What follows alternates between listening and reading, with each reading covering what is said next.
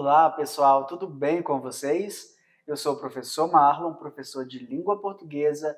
Estou hoje aqui na companhia da nossa queridíssima intérprete Carmen Gabriela e dando continuidade aos nossos estudos a respeito dos textos argumentativos. Hoje nós vamos estudar um pouquinho sobre a força do argumento, o poder do argumento na construção de um texto. Vamos lá, então? Bem, antes, quero fazer aqui duas perguntinhas para você ir pensando no decorrer da nossa videoaula. Antes de bolar uma ideia, você costuma avaliar se os argumentos utilizados por você serão capazes de convencer seu interlocutor? Como você avalia a sua argumentação nos processos comunicativos que vivencia? Por exemplo, vai pedir para os seus pais para que você possa fazer um passeio. Que tipo de argumento você utiliza para convencê-los de que esse passeio é legal e você pode ir e eles ficarem tranquilos? Enfim, percebam que em qualquer situação, seja em casa, com os pais, na escola, na produção de um texto argumentativo, a gente precisa mobilizar argumentos para fazer com que o nosso interlocutor compreenda e aceite o nosso ponto de vista, a nossa ideia. Então, nós vamos falar um pouquinho sobre isso. Então, vamos revisar aqui rapidinho o que é o argumento e algumas características a respeito dele na construção de textos. Olha aí na sua telinha.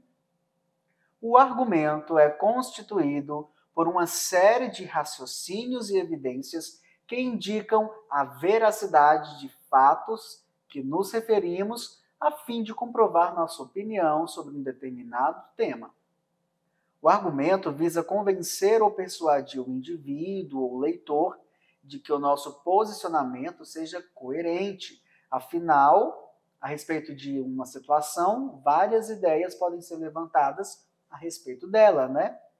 A forma de argumentar é responsável pela estruturação do texto e revela o caminho que escolhemos para defender o nosso ponto de vista. E nós chamamos essa forma de movimento argumentativo. Vejam só, então, a importância de planejar bem o texto, estruturar os argumentos que você vai utilizar na construção desse texto. Vamos observar aqui um exemplo e quero chamar a sua atenção para algumas passagens desse fragmento. Veja aí. Por isso, é preciso seriamente se perguntar: por que hoje todo mundo precisaria de um psicólogo? As contas não fecham. Ou a nossa sociedade está produzindo pessoas adoecidas psiquicamente, ou estamos banalizando a potência de contribuição que a psicologia poderia dar para o desenvolvimento de pessoas mais conscientes de si, de suas histórias e de suas possibilidades de transformação. E essas hipóteses podem atuar conjuntamente. Bem, esse trecho aqui é a conclusão de uma ideia que já estava sendo desenvolvida. Veja como inicia o parágrafo. Por isso. Então, espera-se que anteriormente os elementos já foram sendo listados. Quero chamar sua atenção para esses termos que estão destacados em negrito. Quando o autor do texto insere a expressão é preciso, ele está fazendo uma movimentação, chamando a atenção do leitor para a necessidade dessa indagação que ele vai apresentar. Porque hoje todo mundo precisaria de um psicólogo. Então ele convida o interlocutor à reflexão, que é uma reflexão, segundo o autor do texto, necessária, séria. Mais à frente, já no final do texto, o autor também traz ali uma proposta e diz que as hipóteses que ele levanta, podem atuar conjuntamente. Então, ele faz um alerta à sua proposição. Observem que são palavras que estão associadas a essa movimentação dos argumentos. Professor, então, existem algumas especificidades em relação a como argumentar, já que o senhor falou a respeito dessa movimentação? Sim. vamos observar aqui alguns desses movimentos. Veja só. O que é, então, o movimento argumentativo? É uma ação desencadeada quando estamos diante de um tema e o compreendemos. Essa compreensão oportuniza decidir que movimento argumentativo nós adotaremos para montar a nossa tese. O que é a nossa tese? É o nosso posicionamento em relação àquele tema. Você vai produzir o seu texto. Tem um tema, tem um assunto ali a ser tratado. Qual é o seu posicionamento em relação a ele? Ou seja, essa sua opinião, esse seu posicionamento é aquilo que nós chamamos de tese. Então você, pensando na sua tese, vai elaborar alguns argumentos. Nós temos, então, o argumento de sustentação, que nós vamos ler agora aqui um pouquinho sobre a sua conceituação. O argumento de sustentação, muitas vezes, é quando reforçamos uma ideia por meio de argumentos. E em vez de nós discutirmos ou contestarmos, nós vamos defender uma ideia. Isso demonstra, então, a nossa sustentação em relação a um assunto, por exemplo. É quando você, então, defende essa sua ideia, essa sua tese. Mas uma outra forma de argumentar é quando você refuta uma outra tese, você contesta uma outra tese. Então, em outras situações, ao invés de defendermos, nós somos levados a mostrar que algo não é verdadeiro, ou mesmo colocar em dúvida algum argumento já apresentado. Isso é um fato corriqueiro, mas que nem sempre atentamos para o fato de estarmos refutando alguma coisa. Um debate, por exemplo, é muito comum ter o tipo de argumentação por refutação.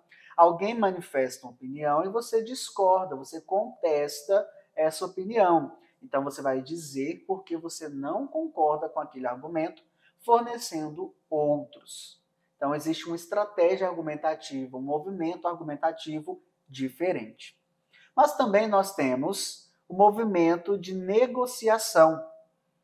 Então, em situações em que aparentemente há uma confusão nas informações dadas, uma contradição, por exemplo, geralmente acabamos por mostrar essa falha e apresentar uma outra conclusão para o mesmo fato. Então, nesse momento, argumentamos por negociação, ou seja, mostramos a falha e as contradições e negociamos o acerto por meio de novas ideias. Perceba que essa forma de argumentar por negociação ela é um pouco mais delicada, um pouco mais complicada de produzir, mas é muito rica, muito interessante, vale a pena você treinar um pouquinho esse movimento argumentativo. Quando nós vamos, então, produzir um texto argumentativo, estabelecendo ali argumentos, nós precisamos propor caminhos também, né? Então, nós estamos falando da proposição. O que é isso, professor? Olha só.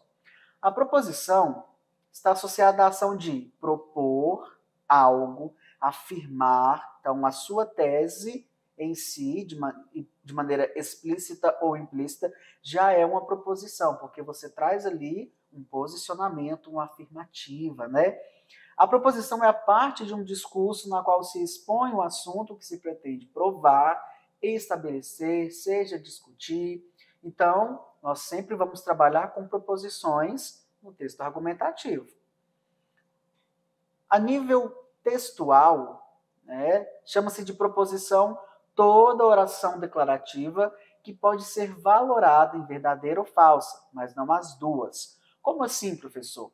Todo o texto você vai trazer ali, em sua constituição, orações em que você vai defender o seu posicionamento. E o seu posicionamento, geralmente no texto, é e existe um posicionamento que pode ser contrário ao seu. Por isso que é uma oração valorativa, né? Onde você expõe seu ponto de vista trazendo um valor a respeito dele. Veja esses exemplos extraídos do texto Nem Todo Mundo Precisa de um Psicólogo. Agora há pouco vimos um trechinho dele, vamos observar aqui outro.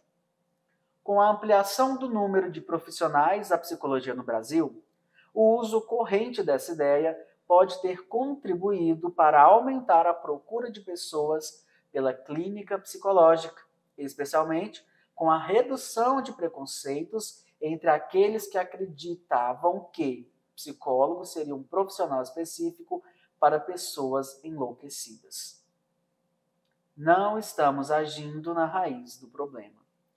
Então, nós temos aqui 2 trechinhos em que o autor está se posicionando a partir de uma ideia, trazendo declarações que defendem a sua tese, e ele traz algum valor a respeito desse tema. Ainda, vejam aqui outros exemplos propositivos. Tem se tornado um jargão da atualidade a ideia de que todo mundo precisa de um psicólogo. Então, aqui já é um posicionamento que o autor faz em relação a esse tema. Ele está, então, nesse posicionamento, já propondo qual é o seu ponto de vista, e ele vai trazer argumentos para comprovar esse ponto de vista logo na sequência. Vejam outro exemplo. Educação é liberdade de pensar e expressar o que se pensa. Vocês conseguem perceber que é uma opinião a respeito do tema educação? Parte, então, do texto em que esse autor está falando sobre esse tema. Ele poderia trazer uma outra percepção, um outro valor, de repente, de que a educação não está ligada à liberdade de pensar, né? Então, nós temos aqui um valor junto a essa afirmativa. O último exemplo aí.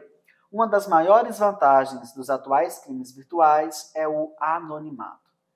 Então, nós temos aqui já uma opinião sendo guiada ali no texto juntamente com um argumento que ele vai, claro que é só um trechinho, né, só uma frase, ele vai dar vazão, explicar, desenvolver melhor essa afirmativa. Mas nós já observamos que nasce aqui um argumento propositivo.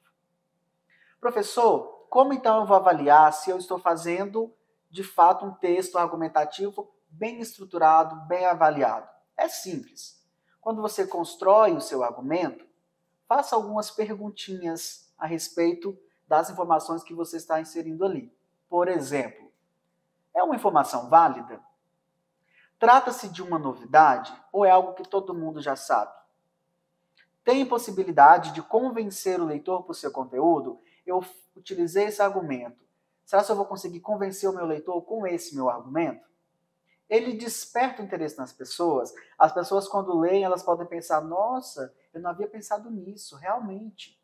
Então, você tem que fazer esse tipo de pergunta para o seu texto. Você consegue, depois de estabelecer um argumento, observar a validade dele por meio dessas questões? Se sim, é porque o seu argumento está bem estruturado. Se não, você precisa reavaliar e reescrever. Falando em fazer, refazer, que tal, então, acessar o portal Conexão Escola para realizar uma atividade relacionada a essa aula de hoje? Afinal, é praticando que nós vamos nos aproximar da perfeição, né? Aguardo vocês em nossa próxima videoaula. Um grande abraço e até lá. Tchau, tchau.